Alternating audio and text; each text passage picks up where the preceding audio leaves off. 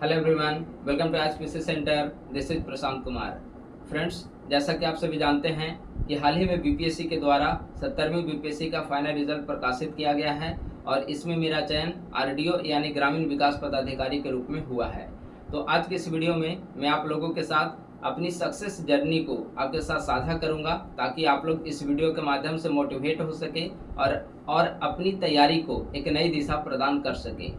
इस वीडियो के अंतर्गत मुख्य रूप से संक्षिप्त रूप में मैं अपना एजुकेशनल बैकग्राउंड और बीपीएससी की तैयारी के दौरान हमारी क्या रणनीति रही, चाहे वह बीपीएससी की प्रारंभिक परीक्षा हो या बीपीएससी की मुख्य परीक्षा, हमने तैयारी के लिए कौन कौन से बुक्स को फॉलो किया, इन सभी पर आज के इस वीडियो में यहाँ पर डिस्कशन किया जाएगा।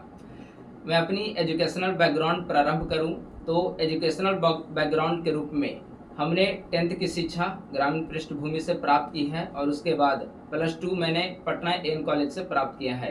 यहाँ पर फिजिक्स, केमिस्ट्री और मैथमेटिक्स मेरा सब्जेक्ट था और 12th करने के बाद, चूँकि सिविल सेवा मेरे जीवन का लक्ष्य रहा बचपन से ही, तो 12th करने के बाद मैं ग्रेजुएशन और पीजी के लिए मैं दिल्ली चला गया और दिल्ली विश्वविद्यालय में मैंने एडमिशन लिया है। दिल्ली विश्वविद्यालय में मित्रों और गुरुजनों का सहयोग काफ़ी रहा और इसका परिणाम रहा कि चाहे वह स्नातक की शिक्षा हो या परास्नातक यानी कि यूजी और पीजी, दोनों के दौरान मैं अपने कॉलेज में टॉपर रहा हूँ पॉलिटिकल साइंस ऑनर्स में। इसके बाद सिविल सेवा के प्रति मेरी दिलचस्पी काफ़ी बढ़ी और पॉलिटिकल साइंस हमने एक ऑप्शनल पेपर के रूप में भी चूज किया था, चूँकि हमारा ग्रेजुएशन सब्जेक्ट और पीजी का सब्जेक्ट पॉलिटिकल साइंस रहा है। और पीजी कंप्लीट होने के बाद यूपीएससी की तैयारी के लिए हमने 6 महीने एक निजी शिक्षण संस्थान में वहाँ पर एडमिशन भी लिया और वहाँ पर हमने यूपीएससी की तैयारी की। इसके बाद यूपीएससी हमने 2 अटेम्प्ट दिया, लेकिन यूपीएससी में अंतिम रूप से सफलता नहीं मिली।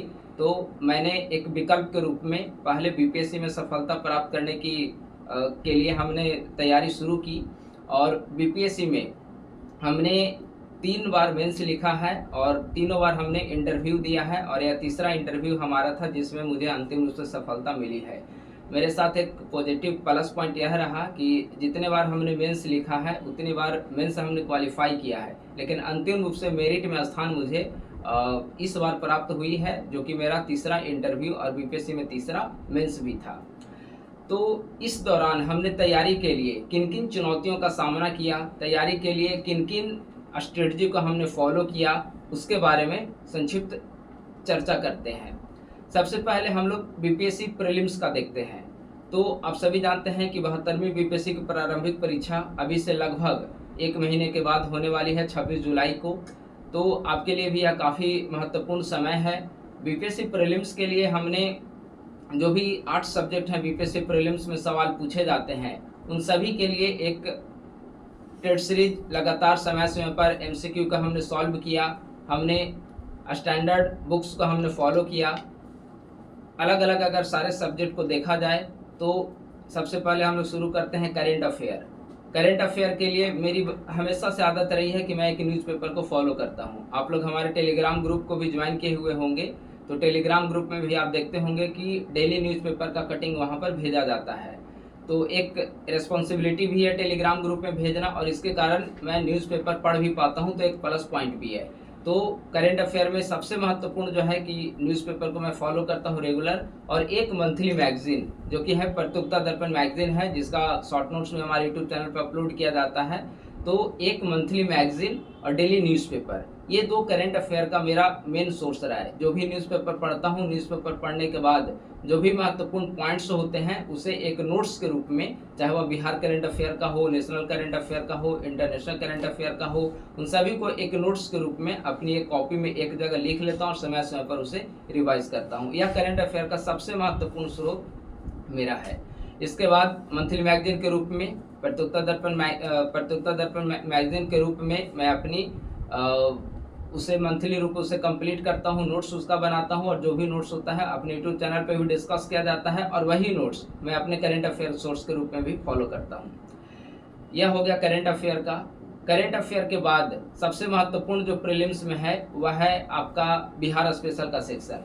बिहार स्पेशल में कोई भी एक आप बुक को फॉलो कर सकते हैं, चाहे वह एडिटोरिया का तथ्य संग्रह हो या फिर केवीसी की बुक हो या फिर इम्तियाज़ अहमद की बुक हो, कोई भी एक बुक आप फॉलो कर सकते हैं। सभी बुक्स में अच्छे कंटेंट दिए हुए हैं और कोई भी एक बुक को अच्छे से पढ़कर आप प्रीलिम्स परीक्षा क्वालिफाई कर सकते हैं बिहार स्पेशल सेक्शन में। ये 2 सेक्शन के बाद महत्वपूर्ण है हिस्ट्री का सेक्शन। हिस्ट्री में 3 सेक्शन होते हैं, एंशिएंट हिस्ट्री, मेडाइवल हिस्ट्री और मॉडर्न हिस्ट्री। मॉडर्न हिस्ट्री के लिए स्पेक्ट्रम आप सभी परिचित हैं, इससे स्पेक्ट्रम बुक से और आप सभी फॉलो भी करते होंगे।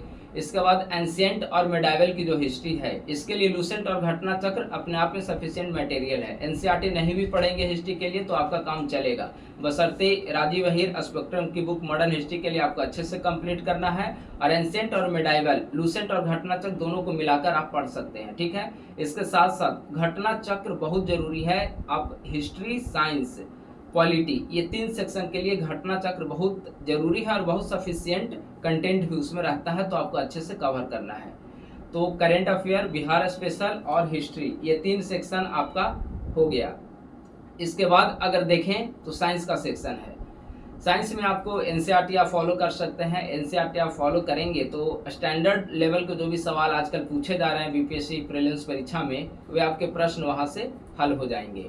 तो आप एनसीईआरटी को फॉलो करें साइंस के लिए, और एनसीईआरटी के साथ साथ आप घटना चक्र के सारे सवाल को सॉल्व कर लें। आप जितनी बार, 4 बार, 5 बार, 6 बार, जितनी आप मैक्सिमम बार उसे आप रिवाइज कर सकते हैं, वह आपके ऊपर है। जितनी बार आप रिवाइज करेंगे, प्रश्न को हल करने की जो आपकी क्षमता है, कैपेसिटी है, उसमें वृद्धि होगी। तो आपके ऊपर डिपेंड करता है कि आप उसे कितनी बार रिवाइज करते हैं। साइंस के बाद अगर आप एनसीईआरटी नहीं पढ़े हो साइंस में, तो जनरल साइंस की जो लूसेंट आती है उसे आप पढ़ सकते हैं, ठीक है, लेकिन एनसीईआरटी पढ़ें तो ज़्यादा बेहतर है। साइंस के बाद पॉलिटी का सेक्शन आता है। पॉलिटी में आप लक्ष्मीकांत पढ़ सकते हैं, क्योंकि हमारा पॉलिटिकल साइंस ग्रेजुएशन और पीजी दोनों में सब्जेक्ट रहा है, तो हमें अलग से पॉलिटी के लिए कुछ पढ़ने की आवश्यकता नहीं पड़ी थी। लेकिन पॉलिटी के लिए आप लक्ष्मीकांत पढ़ सकते हैं। अगर आप लक्ष्मीकांत पढ़ने में आप खुद को सहज महसूस नहीं करते हो, तो दृष्टि की जो क्विक बुक आती है उसे आप फॉलो कर सकते हैं। इसके बाद ज्योग्राफी की बुक है, तो ज्योग्राफी के लिए तो आपको एनसीईआरटी फॉलो करना पड़ेगा, या तो एनसीईआरटी या फिर दृष्टि का क्विक बुक। एनसीईआरटी में क्लास 11-12 की जो एनसीईआरटी है ज्योग्राफी की, उसे पढ़ लें। अगर आप एनसीईआरटी नहीं पढ़ पा रहे हो तो दृष्टि की क्विक बुक आती है ज्योग्राफी की, उससे भी आप पढ़ सकते हैं। ज्योग्राफी के बाद सेक्शन आता है इकोनॉमी का। तो इकोनॉमी में मुख्य रूप से करेंट ओरिएंटेड इकोनॉमी से सवाल ज़्यादा पूछे जा रहे हैं। आप बजट को अच्छे से कंप्लीट कर लें, इकोनॉमिक सर्वे को अच्छे से कंप्लीट कर लें। इसके अलावा जो भी रिपोर्ट पब्लिश की जा रही है, चाहे वह बिहार गवर्नमेंट हो, सेंट्रल गवर्नमेंट हो या इंटरनेशनल लेवल पे, सारी रिपोर्ट को आपको अच्छे तरीके से कर लेना है।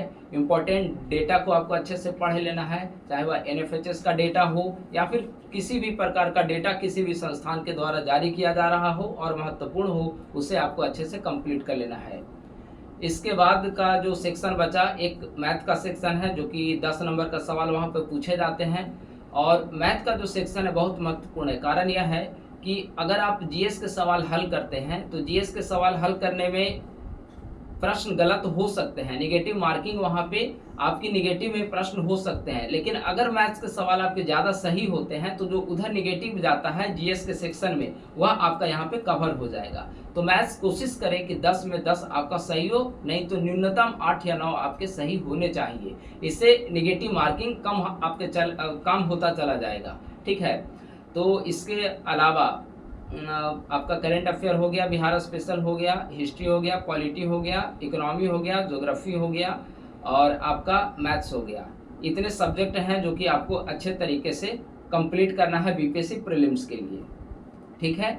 और इसके बाद प्रीलिम्स के लिए जो सबसे मुख्य चीज होता है वह है एमसीक्यू को सॉल्व करना। आप क्या पढ़ते हैं इससे आयोग को कोई फर्क नहीं पड़ता, आप कितने प्रश्न को किस रूप में हल करते हैं यह काफी महत्वपूर्ण है। तो एक टेस्ट सीरीज को आप लोग रेगुलर उसे अटेम्प्ट करें। और जो हमने किया था एग्जामिनेशन के दौरान, वह प्रीलिम्स में मैं स्टार्टिंग में टेस्ट सीरीज को ज्वाइन करता था। 67वीं में मैं टेस्ट सीरीज को ज्वाइन किया था और उस समय हमने परफेक्शन को ज्वाइन किया था। बहुत अच्छा उस समय टेस्ट सीरीज उसका चल रहा था। लेकिन उसके बाद हमने टेस्ट सीरीज को ज्वाइन नहीं किया। कारण ये था कि आने जाने में कोचिंग आने जाने में थोड़ा समय लगता था। तो इससे बेहतर हमने समझा कि जब भी मार्केट में अच्छी पब्लिकेशन की टेस्ट सीरीज उपलब्ध हो जाती थी, चाहे किसी भी पब्लिकेशन की हो, एडिटोरिया हो, घटना चक्र हो या फिर अन्य किसी भी पब्लिकेशन की, उसे मैं परचेज कर लेता था। दृष्टि की भी आ जाती है मार्केट में टेस्ट सीरीज, तो उसे मैं वहाँ से परचेज कर लेता था और परचेज करने के बाद घर पे ही उसे सॉल्व करता था।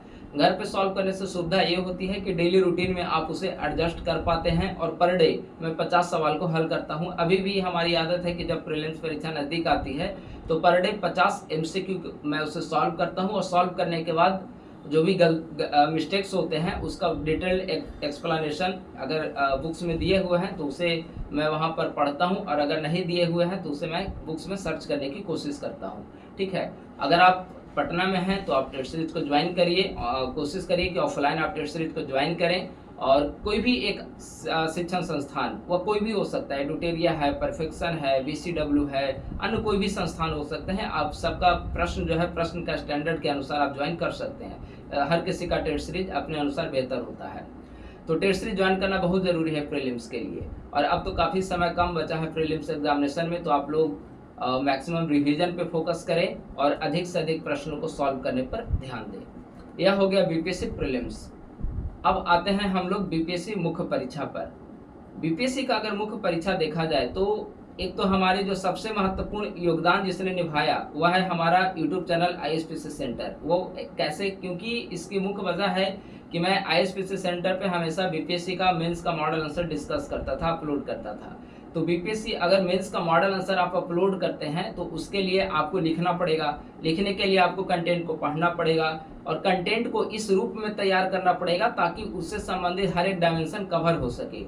और हर एक डायमेंशन कवर करने के लिए आपको लगभग 2-3 सोर्स को फॉलो करना पड़ेगा, और इसके कारण टॉपिक स्वतः जो है वह पूरी तरीके से कंप्लीट हो जाएगी। तो मेरा सबसे बड़ा योगदान रहा अपने यूट्यूब चैनल का, क्योंकि इस यूट्यूब चैनल पर वीडियो को अपलोड करने के माध्यम के कारण हमारा कंटेंट जो है वह कंप्लीट होता चला गया, और जो भी कमेंट वगैरह प्राप्त होते थे उस पर हमने काम किया, और उसके बाद फिर हमारे टॉपिक कंप्लीट होते चले गए, और बीपीएससी मेंस में काफ़ी महत्वपूर्ण इसने भूमिका निभाई।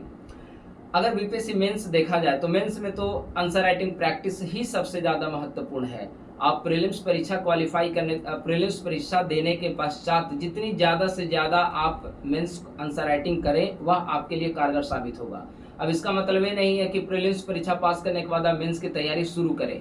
मेंस की तो आपकी तैयारी पहले हो जानी चाहिए। मेंस की आप कम से कम 1 बार 2 बार सारे बुक्स को प्रीलिम्स एग्जाम से पहले ही कंप्लीट कर जाएं, और जैसे ही प्रीलिम्स एग्जामिनेशन कंप्लीट होता है, एग्जाम आप देकर घर पे आते हैं, 1-2 दिन का रेस्ट लीजिए और तुरंत बाद आप अपनी आंसर राइटिंग को शुरू करिए, आप अपने मेंस के लिए रिवीजन को शुरू करिए। प्रीलिम्स और मेंस के बीच का जो गैप मिलता है वह गैप मेंस की तैयारी के लिए नहीं बल्कि आंसर राइटिंग प्रैक्टिस के लिए, अपने आंसर को इनरिच करने के लिए मिलता है। ठीक है, तो उस दौरान आप टेस्ट सीरीज को ज्वाइन करिए। और मेंस के दौरान हमने एडुटेरिया का टेस्ट सीरीज ज्वाइन किया था 70वीं बीपीएससी में। हालांकि मैं वहाँ पे मुश्किल से 4 या 5 टेस्ट में दे पाया था, जिसमें से 2 एसए का टेस्ट था और 2 जीएस का टेस्ट था। इसकी मुख्य वजह यह थी कि वहाँ पर चूँकि समय आने जाने में लगता था, और इसके अलावा मुख्य वजह थी कि घर पे प्रैक्टिस करना मुझे ज़्यादा उचित लगा, चूँकि उत्तर का मूल्यांकन जो है वह बेहतर तरीके से घर पे, चूँकि कुछ आपस में कुछ फ्रेंड्स भी हैं तो उन फ्रेंड्स के माध्यम से हम लोग आपस में कॉपी को, एक दूसरे का कॉपी चेक करते थे, और आपस में हम लोग मार्क्स को डिस्कस करते थे कि किस प्रकार के आंसर में किस प्रकार का नंबर मिलना चाहिए। और ये किसी भी कोचिंग के टेस्ट सीरीज से मुझे लगता है कहीं ज़्यादा बेहतर होता है, क्योंकि आप कई बार जाएंगे, मैं यहाँ किसी कोचिंग की मैं यहाँ पे बुराई नहीं कर रहा हूँ, मेरा मकसद यह नहीं है, लेकिन आप कभी भी आप मेंस का जब टेस्ट सीरीज आप ज्वाइन करेंगे तो वहाँ पर देखेंगे कि कॉपी इवैल्यूएशन में सबसे ज़्यादा दिक्कत होती है। जो कॉपी इवैल्यूएटर होते हैं उनकी, आप मेंस दे रहे हो तो हो सकता है कि जो कॉपी इवैल्यूएशन कर रहे हो वो हो सकता है कभी बीपीएससी की मुख्य परीक्षा में भी शामिल ना हुए हों। ठीक है, तो ऐसे कहीं कहीं इशूज देखने को मिलता है। तो हमने 4 टेस्ट वहाँ पे दिया है, लेकिन उसके बाद जो रेस्ट टेस्ट थे वह हमने शाम में जाकर केवल वहाँ से कलेक्ट कर लेते थे, और फिर घर पे आकर आंसर राइटिंग उसको प्रैक्टिस करते थे। ठीक है, तो आप लोग टेस्ट सीरीज को ज्वाइन करिए, या फिर अगर पॉसिबल हो पाए तो 3-4 फ्रेंड्स जो आपके लेवल के अच्छे पढ़ने लिखने इंटेलिजेंट हों, बीपीएससी की तैयारी कर रहे हो, तो आप एक ग्रुप भी बना सकते हैं, और आपस में आप लोग कॉपी, एक दूसरे का कॉपी चेक करें, आपस में डिस्कशन करें। ज़्यादा नहीं, 1-2 घंटे का समय आप निकाल कर ऐसा काम कर सकते हैं। ये कोचिंग की तुलना में आपके लिए काफ़ी ज़्यादा फायदेमंद होगा। ठीक है, क्योंकि आप जब यूपीएससी वगैरह का रिजल्ट कई बार पब्लिश होता है तो आपने ये कई बार स्टोरी आप जब पढ़ेंगे जो टॉपर्स होते हैं तो वो डिस्कशन वगैरह ज़्यादा करने पे भरोसा करते हैं, ठीक है, तो आप ये सब काम कर सकते हैं। तो बीपीएससी मेंस के लिए ऐसे मैं डिटेल्ड एक वीडियो बनाऊंगा, बीपीएससी प्रीलिम्स जैसे ही 12वीं की ख़त्म होगी तो उसके बाद एक डिटेल्ड वीडियो बनाऊंगा और उसके माध्यम से हर एक सब्जेक्ट को कैसे क्या कंप्लीट करना है उस पर हम लोग चर्चा करेंगे। तो अभी बीपीएससी मेंस पे मैं ज़्यादा फोकस नहीं कर रहा हूँ क्योंकि अभी समय मुख्य रूप से बीपीएससी प्रारंभिक परीक्षा पे ध्यान देने का है और मुख्य परीक्षा के लिए हम लोग अलग से डिस्कस करेंगे। अब इसी बीच में चूँकि हमारी ग्रेजुएशन के बाद पीजी करने के बाद हमने तैयारी शुरू किया, इसी बीच में मैं यूजीसी नेट भी क्वालिफाई किया हूँ और इसके बाद बीच में थोड़ी सी इकोनॉमिक प्रॉब्लम भी हमारे साथ स्टार्ट हो गई थी। तो यूट्यूब चैनल हमने कैसे शुरुआत किया इसके बारे में थोड़ा एक संक्षिप्त जानकारी आपके साथ साझा कर दूं। बीच में जब हमने एक दो बार इंटरव्यू दिया, प्रीलिम्स परीक्षा दिया, लेकिन हमें अंतिम रूप से सफलता नहीं मिली, तो हमने सोचा कि एक विकल्प के रूप में एक यूट्यूब चैनल को प्रारंभ किया जाए। तो सबसे पहले हम एक निजी शिक्षण संस्थान है, वहाँ पर हमने एक ट्रांसलेटर का काम शुरू किया। तो चूँकि हमारे पास थोड़ी बहुत आर्थिक तंगी आ गई थी तो ट्रांसलेटर का काम वहाँ पे शुरू किया और वहाँ पे ट्रांसलेशन के लिए एक फ़ाइल के लिए मुझे ठीक ठाक रुपए मिल जाते थे, तो उसे मैं कंटिन्यू किया। वहाँ पे मुझे लग रहा है कि 3-4 महीने वहाँ पे हमने ट्रांसलेटर का काम किया है और उसके बाद ट्रांसलेटर का काम करने के बाद फिर हमने यूट्यूब चैनल को प्रारंभ किया। मुझे लगा कि किसी दूसरे जगह ट्रांसलेटर के काम करने से कहीं ज़्यादा बेहतर है कि मैं बीपीएससी की तैयारी से संबंधित अपने नोट्स को बनाऊं, नोट्स को वहाँ पर डिस्कस करूं, इसके बहाने हमारी भी तैयारी बेहतर हो सकेगी। और यूट्यूब चैनल हमने स्टार्ट किया और कई सारे यूट्यूब चैनल हमने बनाए, वह यूट्यूब चैनल उतना ग्रो नहीं कर पाया, लेकिन यह जो हमारा आईएसपीसी सेंटर का यूट्यूब चैनल है वह बहुत अच्छा आप लोगों का रिस्पांस मिल रहा है।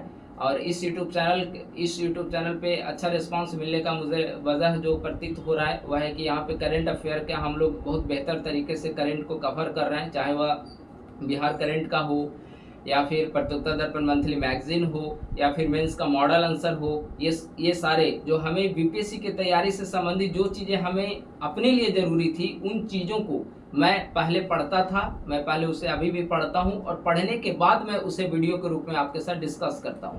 इससे दोहरे लाभ हो गए। एक लाभ हो गया कि हमारा नोट्स उससे तैयार होता चला गया और दूसरा लाभ हो गया कि मैं यूट्यूब चैनल के माध्यम से आपके साथ डिस्कस कर रहा हूं तो आप लोग अधिक संख्या में हमारे साथ जुड़े। तो ये दोहरे लाभ हमारे इस यूट्यूब चैनल से प्राप्त हुए हैं। और इसके अलावा इसी बीच में जब यूट्यूब चैनल हमारा अच्छा चलने लगा तो हमें अनअकैडमी से भी कॉल आया था कि आप हमारे अनअकैडमी संस्थान से जुड़ें, लेकिन चूंकि हमारे पास समय की कमी थी और हमें सिर्फ उतना ही पैसा चाहिए था जिससे कि हम अपनी तैयारी को आगे कंटिन्यू कर सकें, ठीक है। तो हमने अनअकैडमी को छोड़ दिया, अनअकैडमी को हमने ज्वाइन ही नहीं किया और उसके बजाय हमने अपने यूट्यूब चैनल को ही कंटिन्यू किया। इस सफलता के पीछे देखा जाए तो आप भले ही एक सफलता कहने के लिए एक शब्द होता है, लेकिन इसके पीछे एक लंबी जर्नी होती है और इस सफलता में आप अकेले एकमात्र भागीदार नहीं होते हैं। आपके पीछे जिन्होंने साथ दिया है, सकारात्मक रूप से सहयोग दिया है, हर एक की भूमिका होती है। कहा जाता है ना कि अगर आप शिद्दत से किसी चीज़ को चाहते हैं तो पूरी कायनात उसको पूरी करने में लग जाती है। और शायद मैं खुश नसीब हूँ इस संदर्भ में कि मुझे अच्छे फैमिली मिली है बचपन से ही। मेरे माता पिता का बहुत योगदान रहा है। मेरे पिताजी ने काफ़ी संघर्ष किया, काफ़ी मेहनत किया और उनके संघर्ष और मेहनत से हमने बहुत कुछ जीवन में सीखा है और इससे मोटिवेशन भी मिली है और कभी किसी प्रकार की दिक्कत नहीं हुआ है। और इसी बीच चूँकि यह हमारा तीसरा इंटरव्यू था बीपीएससी में। आप जर्नी जब किसी सक्सेस टॉपर्स का सुनेंगे तो इंटरव्यू देने के बावजूद अगर किसी का रिजल्ट नहीं होता है तो वह समय काफ़ी ज़्यादा दुखदायी होता है। ऐसे समय में ज़रूरी होता है कि आपको मित्र लोगों का पॉजिटिव सहयोग आपको प्राप्त हो, फैमिलीज़ का आपको सपोर्ट मिले। तो हमारे साथ मैं खुशनसीब हूँ कि हमारे साथ ये सारी चीज़ें पॉजिटिव रूप से मिली है। मम्मी पापा का आशीर्वाद हमेशा से रहा है और जब भी 2 बार चूँकि मैं इंटरव्यू देने के बाद भी सफल नहीं हो पाया था तो उन्होंने मोटिवेट किया कि नहीं तुम कर सकते हो, मेहनत करो, जितना समय लगेगा समय दो, अपना अच्छे से पढ़ाई लिखाई करो, किसी प्रकार की कोई दिक्कत नहीं है। तो इसके कारण एक मनोबल बढ़ा और माता पिता का साथ होना बहुत ज़रूरी होता है क्योंकि इससे आपको मोटिवेशन मिलती है। और अगर इसके साथ साथ हमारे जो हम लोग 2 भाई रूम में रह कर यहाँ पर पटना में तैयारी करते हैं और दोनों भाई का वीडियो यूट्यूब चैनल पे आते रहता है। मेरे बड़े भैया हैं प्रणय, उनका भी यूट्यूब चैनल पे वीडियो आपने देखा होगा। तैयारी के दौरान हम लोग दोनों साथ में मिलकर चीज़ों को डिस्कस करते थे। प्रीलिम्स परीक्षा हो या फिर मुख्य परीक्षा में आंसर राइटिंग वगैरह हो, हम लोग दोनों आपस में एक दूसरे की कॉपी चेक करना, एक दूसरे के साथ बैठकर करंट अफेयर पे डिस्कशन करना, कोई न्यूज़ पे कोई घटना घट रही हो तो उस पर हम लोग डिस्कशन करते थे। ठीक है, तो काफ़ी सहयोग रहा है। और ख़ासकर जब साक्षात्कार वगैरह का हमारा समय आया था तो साक्षात्कार के समय में घर के सारे काम से फ्री होकर हम अपने पे सारा अपनी खुद की तैयारी पे हम फोकस कर पाए थे, तो यह उनकी वजह से हो पाया है। उन्होंने काफ़ी सहयोग किया है। कुछ मित्रगणों ने बहुत सहयोग किया है, उसमें सौरभ जी हैं, उन्होंने काफ़ी मोटिवेट किया है। हम लोग समय समय पर काफ़ी चीज़ों पर डिस्कस करते थे। अंशु हमारी दोस्त हैं, काफ़ी उन्होंने सहयोग किया है। और कई फ्रेंड्स हैं, 1-2 फ्रेंड्स जिन्होंने साथ तैयारी किया और अभी इस बार उनका सिलेक्शन भी हुआ है। तो सारे मित्रजनों का भी योगदान रहा है। फैमिलीज ने काफ़ी सपोर्ट किया है। ठीक है, तो यह काफ़ी ज़रूरी होता है। जब आप तैयारी के फील्ड में आते हैं तो आपको कई प्रकार से आपके दिमाग के अंदर कई प्रकार के युद्ध चलते रहते हैं। फैमिलीज का सपोर्ट, समाज क्या कहेगा, गांव क्या कहेगा, एक बार रिजल्ट नहीं आया तो किसका क्या रिस्पॉन्स होगा। ठीक है, तो कई तरह की चीज़ें होती हैं। लेकिन जब आप तैयारी शुरू करते हैं तो कौन क्या कह रहा है इस पर आपको बिल्कुल नहीं ध्यान देना है। अगर आपके फैमिलीज ध्यान दे रहे हैं, मम्मी पापा का आपके साथ आशीर्वाद है, उनका सहयोग है, तो दूसरा कोई क्या कह रहा है उसको एकदम छोड़कर अपनी पूरी तरीके से पूरा जोर एकदम तैयारी पे लगा दीजिए और आगे न कल आपको सफलता निश्चित मिलेगी। इस दौरान अगर देखा जाए तो हम लोग आंसर राइटिंग बैच भी चलाते हैं यूट्यूब चैनल के माध्यम से बीपीएससी मुख्य परीक्षा के लिए। और 17वीं का मैं थोड़ा सा रिजल्ट डिस्कस कर दूं चैनल का आपके माध्यम से, तो 17वीं बीपीएससी में हर बार हम लोग सिर्फ 100 स्टूडेंट का एनरोलमेंट करते हैं मेंस आंसर राइटिंग बैच में। चाहे वह आप 67वीं से ही, अगर कोई लंबे समय से अभ्यर्थी जुड़े हुए होंगे तो वे परिचित होंगे। 67वीं में भी हमने सिर्फ 100 स्टूडेंट का एडमिशन लिया था मेंस आंसर राइटिंग में। उसी प्रकार से 17वीं में भी हमारे बैच में 100 स्टूडेंट थे और हमें यह जानकर खुशी हुई थी कि 100 स्टूडेंट में 37 बच्चों ने हम मेंस को क्वालिफाई किया था और इन 37 में से 19 स्टूडेंट ऐसे हैं जो अभी इस वर्ष 17वीं बीपीएससी में फाइनल सिलेक्शन उनका हुआ है।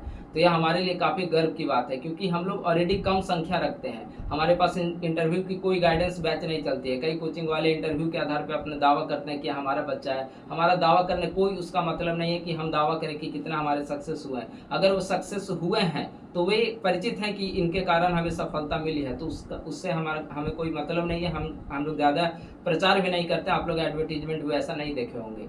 लेकिन यह खुशी हुई कि 100 बच्चे 17वीं बीपीएससी मेंस में आंसर राइटिंग में जुड़े हुए थे और लगभग 700 से 800 बच्चे मेंस का नोट्स खरीदे थे।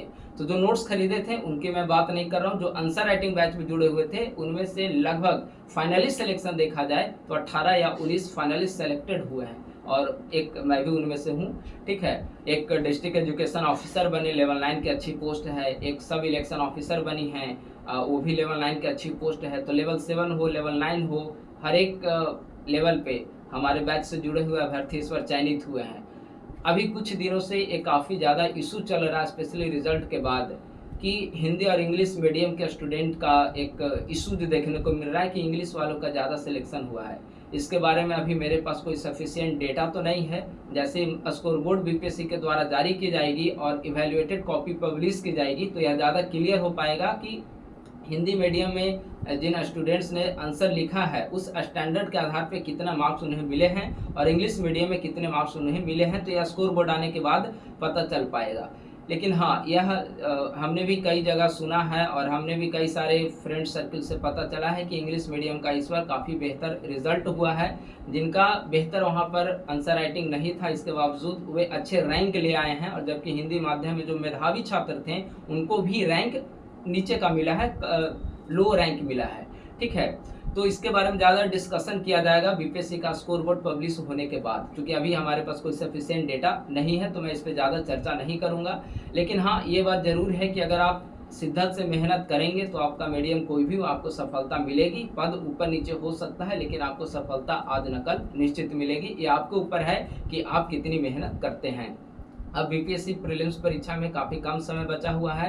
आप लोग काफ़ी अच्छे तरीके से मेहनत करिए, टेट सीरीज को आप लोग सॉल्व करिए, एमसीक्यू को ज़्यादा से ज़्यादा सॉल्व करिए और इम्पॉर्टेंट चीज़ों को रिवीजन पर फोकस करिए, चाहे वह करंट अफेयर हो, बिहार स्पेशल हो, हिस्ट्री हो, साइंस हो। ये 4 सेक्शन काफ़ी अच्छे तरीके से कंप्लीट करें। अगर ये 4 सेक्शन आप लोग अच्छे से कंप्लीट कर लेते हैं, इसमें आप पॉलिटी को ऐड कर दीजिए, इतना अच्छे से आप कंप्लीट कर लेंगे तो आपका लगभग प्रीलिम्स क्लियर हो जाएगा। आपके प्रीलिम्स में कोई दिक्कत का सामना नहीं करना पड़ेगा। करंट अफेयर का सोर्स जो हमारे यूट्यूब चैनल पे डिस्कस किया जा रहा है, उसको आप बेहतर तरीके से कंप्लीट कर लीजिए।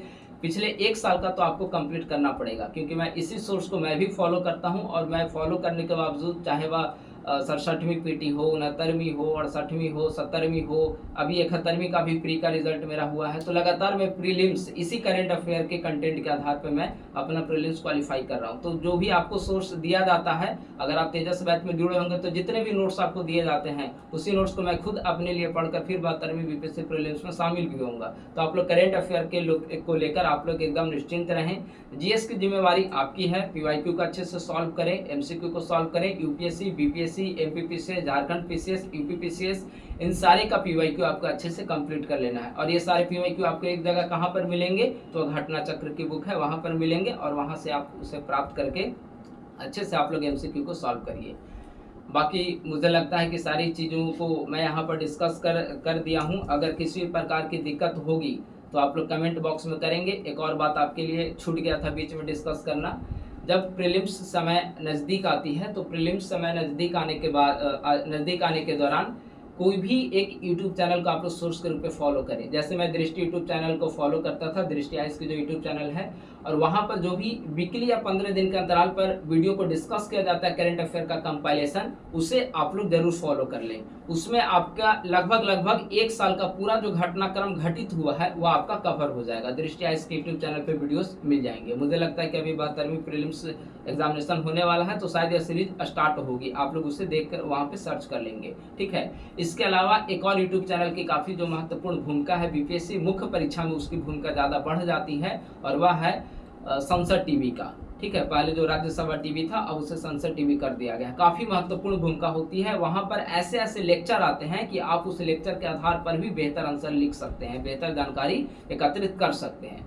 इसके अलावा न्यूज़पेपर को आप लोग पढ़िए। अगर न्यूज़पेपर को आप लोग पढ़ नहीं पाते हैं तो हमारे यूट्यूब चैनल, टेलीग्राम चैनल पे जो भी न्यूज़पेपर का कंटेंट शेयर किया जाता है, कटिंग शेयर किया जाता है, उसे आप लोग जरूर पढ़ें, क्योंकि बीपीएससी मुख्य परीक्षा में स्पेशली एसे का जो सेक्शन है, मैं डेली वहाँ पर शेयर करता हूँ। जनसत्ता का एक दुनिया मेरे आगे नाम से कटिंग आता है, जो कि एसे के लिए बहुत महत्वपूर्ण होता है, ठीक है। खासकर फिलोसफिकल एसे के लिए काफ़ी महत्वपूर्ण सेक्शन होता है। तो मैं इसके बारे में बाद में प्री एग्जामिनेशन होने के बाद मैं इसके बारे में डिटेल करूंगा कि कैसे क्या हम लोगों को कवर करना है, और उस पर पर्याप्त कंटेंट भी आपको प्रोवाइड किए जाएंगे हमारे टेलीग्राम ग्रुप के माध्यम से, या फिर कुछ लोगों का एक ग्रुप तैयार किया जाएगा, वहाँ पर कंटेंट को शेयर किए जाएंगे। तो आप लोग अंत में यही मैं बताना चाहूँगा, आप लोग अच्छे से मेहनत करिए। लगभग 1 महीने का समय बचा हुआ है। बस इस सोच कर आपको मेहनत करनी है, इस सोच के साथ मेहनत करनी है कि इतनी बड़ी वैकेंसी लगातार 70वीं बीपीएससी, 71वीं बीपीएससी, 72वीं बीपीएससी में बड़ी वैकेंसी देखने को मिल रही है, और इस इतनी बड़ी वैकेंसी में एक पद आपको मिलना ही चाहिए, और आप उसके हकदार भी हैं, बशर्ते आप अच्छे तरीके से मेहनत करें। क्या पद मिलेगा, क्या फल मिलेगा, वह ईश्वर पर छोड़ दें, लेकिन अगर आप सच्चे मन से, सच्चे दिल से अगर आप मेहनत करेंगे तो आज न कल आपको सफलता निश्चित मिलेगी। बाकी निरंतर वीडियोस के माध्यम से मैं आप लोगों के साथ जुड़ता रहूँगा। आपको कोई भी किसी प्रकार की कोई दिक्कत हो तो हमारा नंबर आपके पास है, आप लोग उसे मैसेज के माध्यम से, कॉल के माध्यम से हमारे साथ चीज़ों को डिस्कस कर सकते हैं। और अगर कोई वैसी क्वेरी हो तो आप लोग कमेंट बॉक्स में आप लोग कमेंट कर सकते हैं। तो बस आज के वीडियो में आप सभी को बहुत बहुत धन्यवाद। Thank you so much.